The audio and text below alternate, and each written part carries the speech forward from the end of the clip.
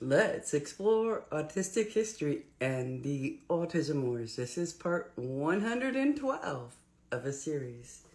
Oh yes, we are still speaking of Bernard Rimland here in part 112.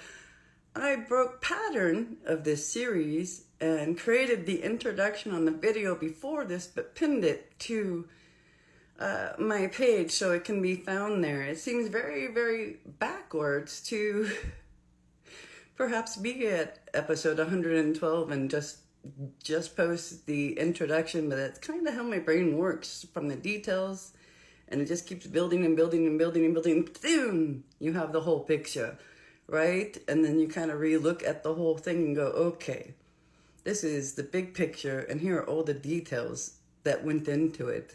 My brain does not go from the big picture down into the details. So this is how we work. Now we have an introduction. All right, we're going to explore more of autistic history with the father of modern autism research, Bernard Rimland. Now, Rimland was a prolific writer and communicator, especially through his International Autism News article through Autism Research International, or ARI. Now, he had a lot of very strong opinions about the cause and the cure and his beliefs around autism. And he was very vocal or prolific at writing about it. So this next piece I'm going to share with you jumps into the 1997-98 era, and it's written by Bernard Rimland through Autism Research Institute, and it's called Genetics, Autism, and Priorities. And this will give us a sense of the conflict happening in the autism community fronts. Yep, all right.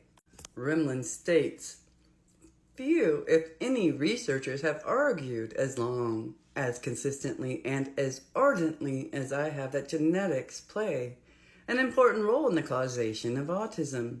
In the late 1950s, when I started my study of autism, I was virtually alone in arguing not only that autism was a biological disorder not caused by covert maternal rejection, but also that there was a strong genetic component in its causation. In my 1964 book, Infantile Autism, the Syndrome and its Implications for a Neural Theory of Behavior, I protested. When dark-haired and dark-eyed parents produce a dark-complexioned child, we are all quick to agree Mendel was right. But when introverted parents produce a child who similarly shows little interest in socialization, the refrain of inexplicably changes to, aha, Freud was right. And he says that is a quote from page 64 of his book. Rimland writes, long before computerized literature searches made the task easy, I arduously ferreted out every twin set that had been mentioned, even in passing. By reading virtually every autism article in the world literature, of the 14 sets I found, 11 were identical. And in all of these identical sets, both twins were autistic. And he says these are on pages 54 through 58 of his book. The dearth of fraternal and discordant twin pairs has since been confirmed in many studies, and he references his ARRI 11.2, page 4 for that. All right, so I started autism genetic research at Stanford and UCLA. In 1964, I collaborated with Luigi Luzzati at Stanford by providing carefully diagnosed cases of autism for chromosomal analysis, and a few years later did the same with Arnold Mandel and Louis Judd, then of UCLA. In 1976, he states, I co-authored a paper with Mary Coleman in which we proposed an autosomal recessive model for autism, a proposal repeated 10 years later by Edward Ritvo. In the 1980s and 90s, I continued to provide genetic research groups at Stanford and UCLA with cases of multiple child families from our large database. Yes, I have worked long and hard to encourage genetic studies of autism. Despite these efforts by myself and a few others, the genetics of autism was largely neglected. No more. Within the last few years, the genetics of autism has suddenly become a growth industry. Earlier this year, there were active genetics of autism research programs at least 7 U.S. universities. But that's not all. On May 30th, the National Institutes of Health announced the start of a 5-year, $27 million international collaborative network of research centers on autism. Research will involve 24 universities in 13 states and 4 foreign countries. While the research is by no means limited to genetics, genetics are very heavily emphasized. He states, "Am I happy that genetic research is at last being given the attention it deserves? Yes, I certainly am.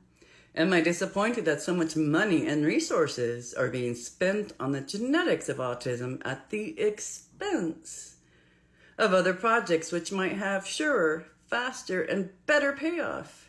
Yes, I certainly am." Starting to see the divide here between the fronts. There is an old Chinese adage to the effect, "Be careful of what you wish for. Your wish may be granted." Oh goodness. All right. So he states here, why am I now concerned that genetic research is over-supported?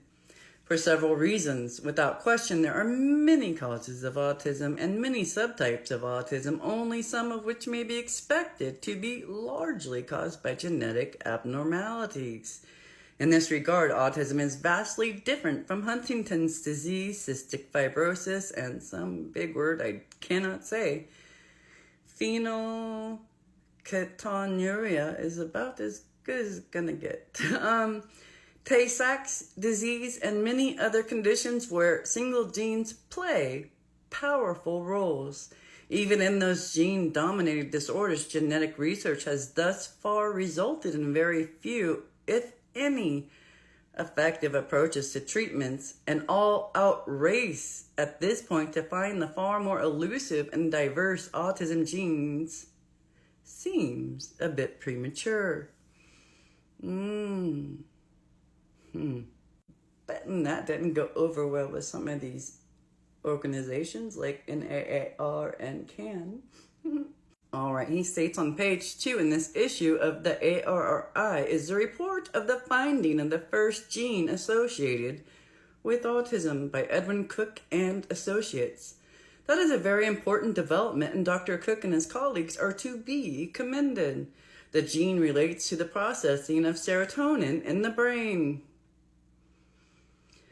Oh goodness, what are the implications of this finding for the near-term prevention and treatment of autism? In the comprehensive review of the neurochemistry of autism published in 1990, Dr. Cook wrote, "The most consistent finding has been that over 25% of autistic children and adolescents are hyperserotonemic.